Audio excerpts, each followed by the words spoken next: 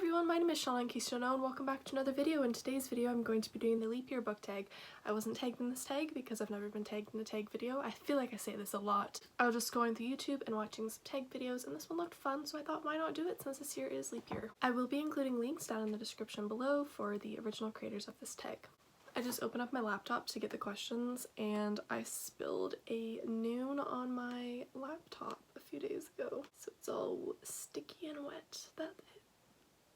The first question is an extra day. What is one book that brought a little something extra? And that book is Harry Potter and the Cursed Child by J.K. Rowling, John Tiffany, and Jack Thorne. But bear with me for a second because I know a lot of people hate this book. The reason why this one brought a little something extra for me was because it got me interested in plays and acting and theater, and because it introduced me to a lot of amazing, kind, and supportive people on the internet, specifically on Twitter, but also on Instagram too.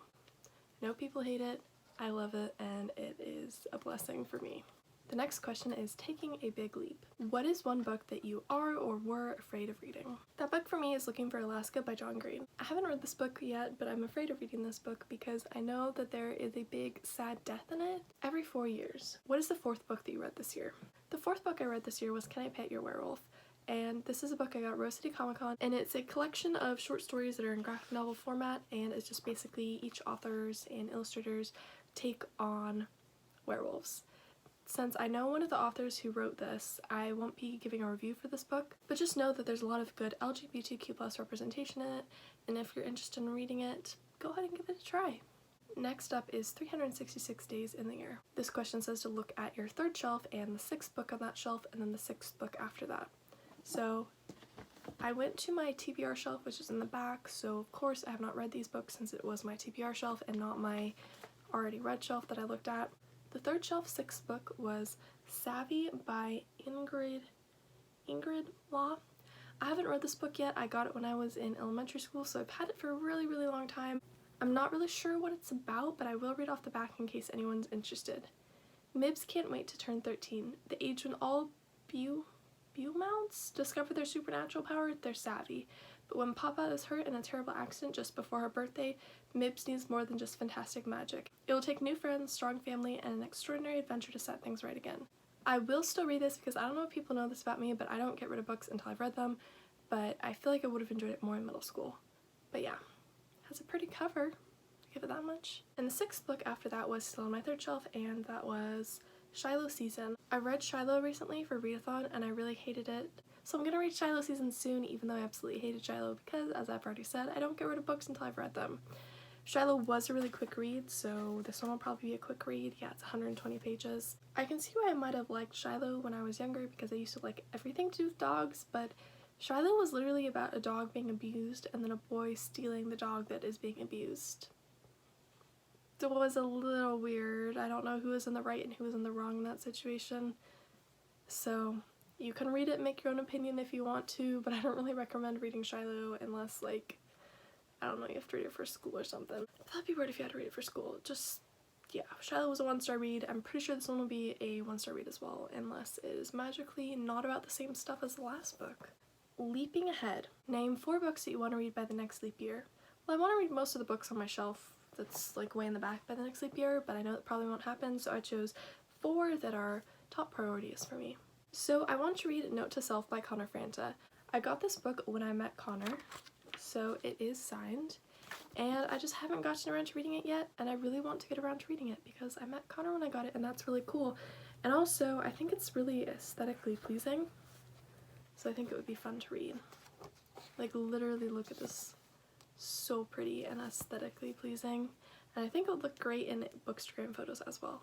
The next book I want to read by the next leap year is Throne of Glass by Sarah J. Maas. This is just one that I've been wanting to read for a really long time, and I haven't gotten around to reading it yet, but I think it's said perfect for Hunger Games fans.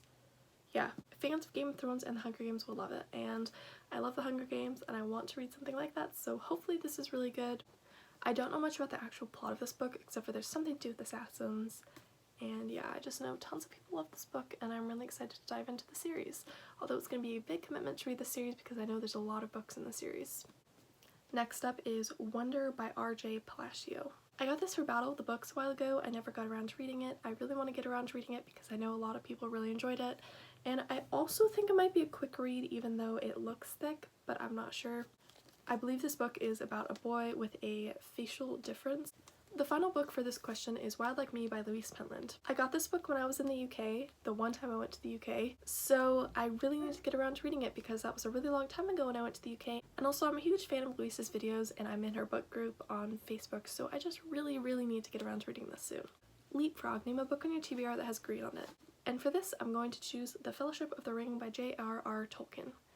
I enjoyed The Hobbit, so I think I will enjoy the Lord of the Rings series, although I've heard that the Lord of the Rings series is a little bit slower than The Hobbit, so I'm a little worried about reading it, but I think it'll be good. Also, I have a mass market paperback edition of this book, and I've never read a mass market paperback, so hopefully it's fun and nice to read it. I don't know, I've heard mixed reviews about mass market paperbacks. Some people love them, people hate them. The final question is bad luck. What bookish things do you steer away from? It's not really a bookish thing, but it is a theme that I see come up in books, but I stay away from books that have suicide in them. I do that just because a couple people I know have committed suicide and it is really difficult for me to read things about suicide right now and to watch things about suicide. I think it's important to talk about mental health and yeah, I just can't read books about suicide right now. So that's all for today's video. I hope you really enjoyed. I'm sorry that I ended the video on a really negative note. It's just the first thing that came up when I heard that question and I can't think of anything else that's book related that I steered clear from. There was an additional question of tag 4 people, but since I never get tagged in the videos, I don't tag other people. Sorry if that offends you. Maybe in the next video I'll learn how to actually do my makeup so that my neck is no different color from my face. For now, feel free to subscribe to me and check out all my other social media if you'd like to, and also please check out the lovely ladies who created this tag. I hope everyone is having a great week and I will see all of you later. Bye!